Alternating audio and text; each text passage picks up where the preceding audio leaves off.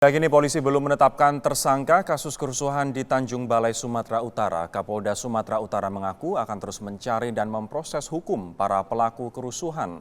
Pernyataan tersebut disampaikan Kapolda Sumatera Utara Inspektur Jenderal Polisi Budi Winarso saat meninjau lokasi kerusuhan di kota Tanjung Balai.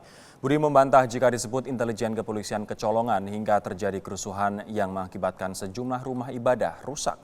Menurut Budi, kerusuhan ini bersifat sistematik dan polisi akan terus mengusut termasuk menggunakan sistem informasi teknologi untuk mencari pelaku dan aktor intelektual kerusuhan. Sementara itu, menurut Gubernur Sumatera Utara Tengku Eri Nuradi, kerusuhan di kota Tanjung Balai berdampak luas bagi perekonomian. Eri menghimbau agar seluruh elemen masyarakat untuk dapat menjaga toleransi agar suasana tetap kondusif.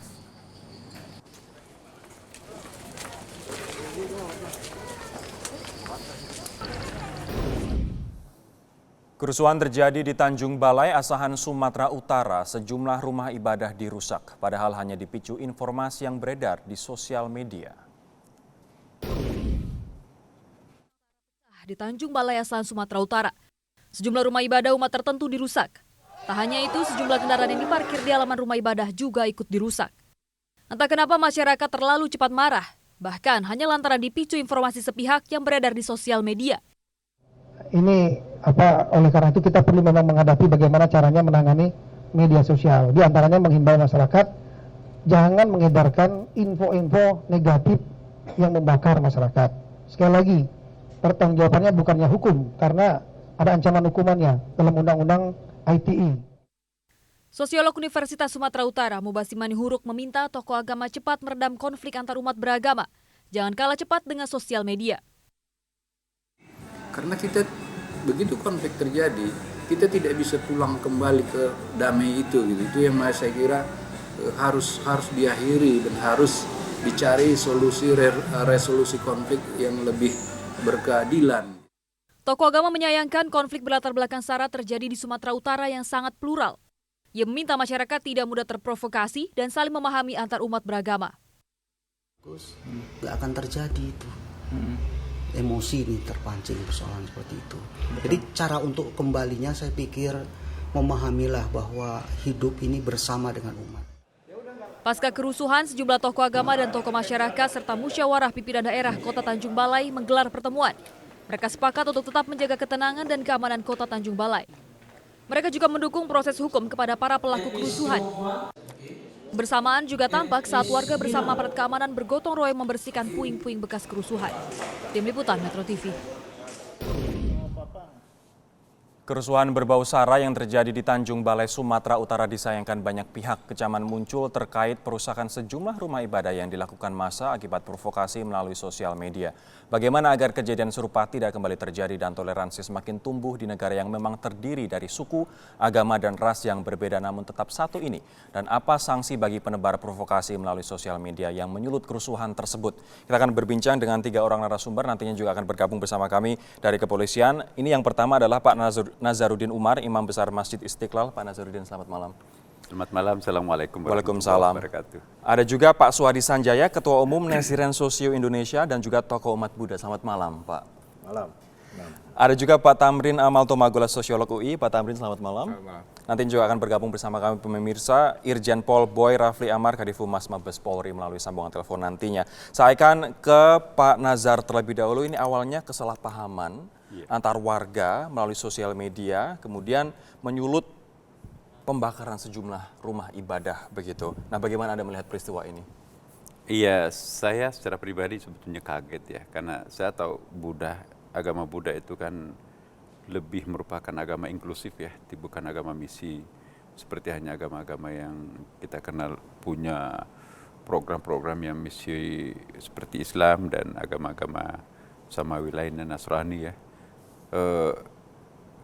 Justru itu kok kenapa terjadi pada agama Buddha ini.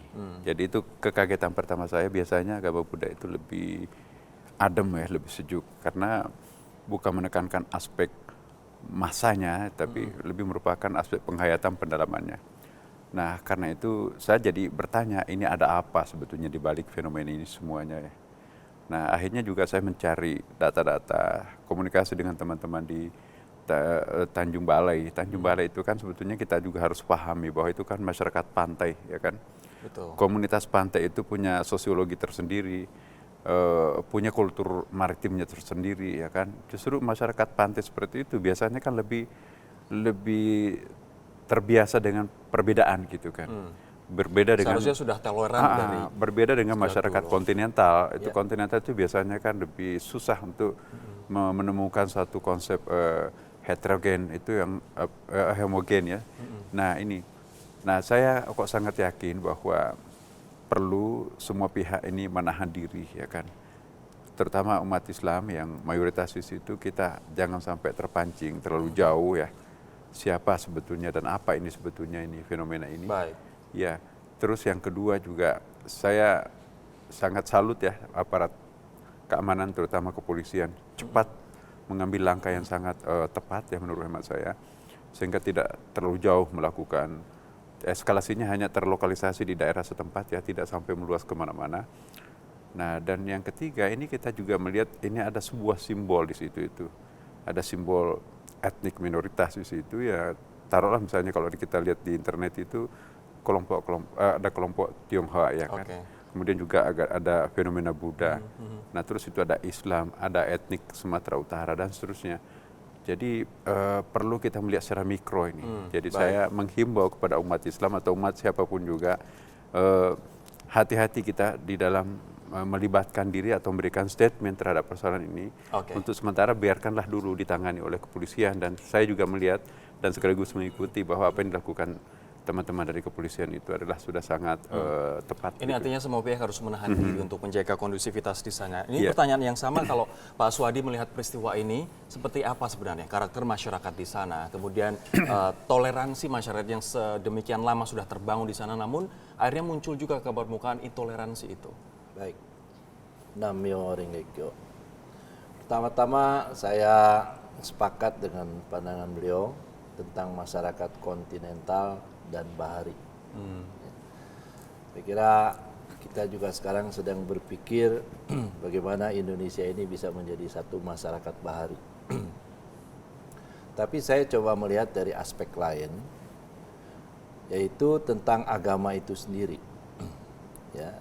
Jadi menurut saya pada dua belah pihak, jadi umat beragama itu tidak cukup hanya menjalankan ritual saja, tapi memang menjadi sebuah tanggung jawab dari komunitas agama-agama itu untuk bisa membina umatnya dengan pemahaman yang baik dan benar dari keyakinan yang diyakini.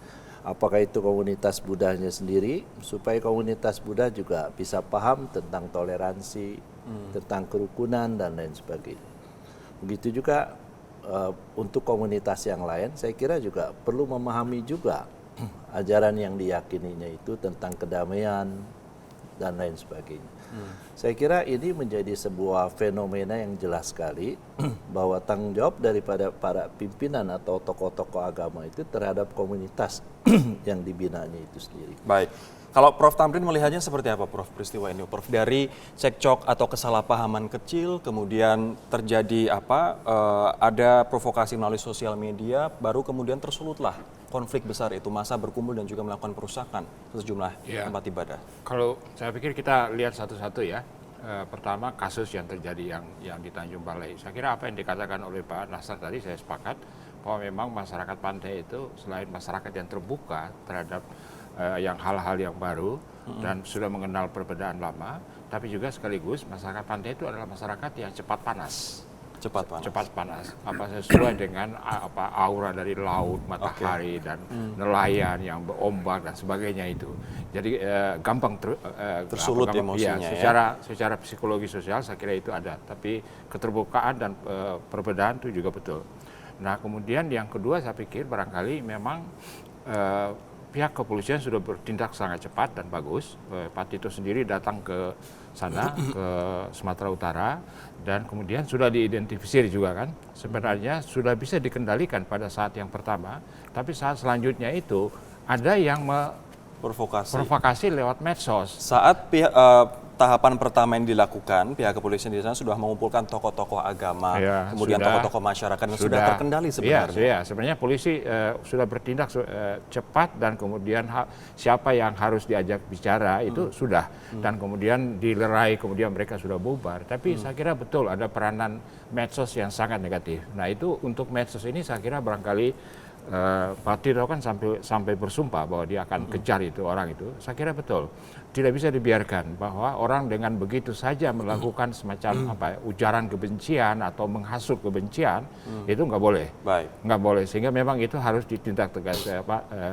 Saya sepakat itu. Nah kemudian untuk hal solusinya saya pikir ada pada 2 tataran. Mohon ditahan terlebih dahulu Prof, kita akan jeda terlebih dahulu, nanti solusinya nanti kita juga akan tanyakan ke polisi nanti bagaimana perkembangan penyelidikan kasus ini dikarenakan belum ada satupun tersangka yang ditetapkan oleh pihak kepolisian. Kami akan segera kembali.